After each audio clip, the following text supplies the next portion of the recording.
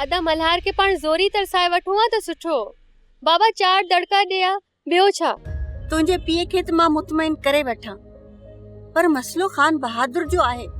वो कीअं बर्दाश्त कंदो त को उनजे फैसले के पुठ ॾे। अम्मी मूंखे एॾी कावड़ थी अचे त इन फिरौन जे किले जी हिकु सिर खणी फिटी कयां, पर मां छा कयां? मां अकेली ऐं कमज़ोर आहियां। ॾिस चांडोकी, इहा ॻाल्हि तो अॼु कई आहे, ॿीहर न कजां, ऐं ख़ासि करे ॿिए कंहिंजे अॻियां त बिल्कुल बि न कजां। अॼुकल्ह त माण्हुनि में चुगलखोरी जो मर्ज़ काहे पियो आहे, ऐं सरदार ताईं इहा ॻाल्हि पहुती त पोइ छा थींदो? अम्मी मूं हिकिड़ी ॻाल्हि शिद्दत सां नोटिस कई आहे, पाण माण्हुनि में ईमान जी वॾी खोट आहे। रब जी ज़ात तां पंहिंजो भरोसो मुकम्मल तौर ख़त्म थी चुको आहे।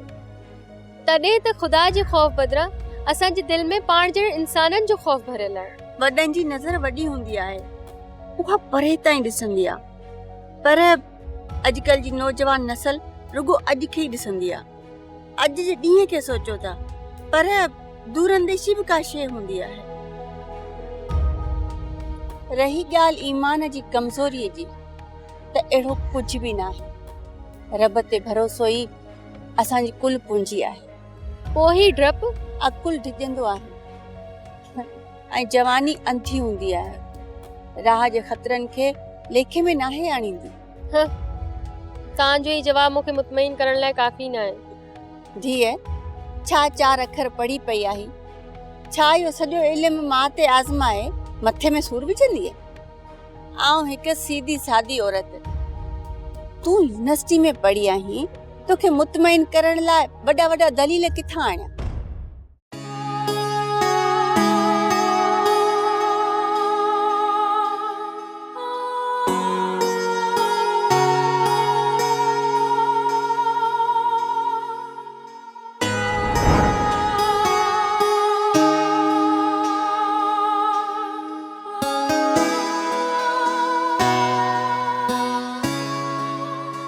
बाबा वधीक मूंसां प्यार कंदो हुई या आदि बानूअ सां?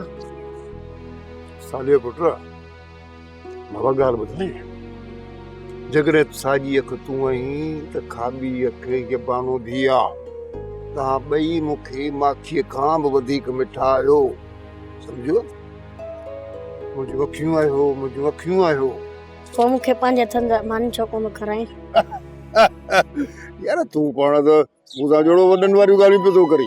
बाबा मां ॾोहारी बाबा, वाकई तोखे मां पंहिंजनि हथनि सां ई मानी खाराईंदुसि। हा, अचे साईं मुंहिंजो सालियो पुट मानी खाईंदो, मुंहिंजे हथनि सां मानी खाईंदो।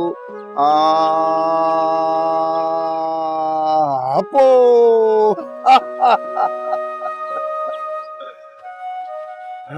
वेरुन जी वस्ती, वेरुन जी वस्ती। सब्सक्राइब कयो असांजो ऑफिशियल YouTube चैनल सिन टीवी HD ड्रामा ऐं वधीक अपडेट लाइ बेल आइकन खे क्लिक करियो।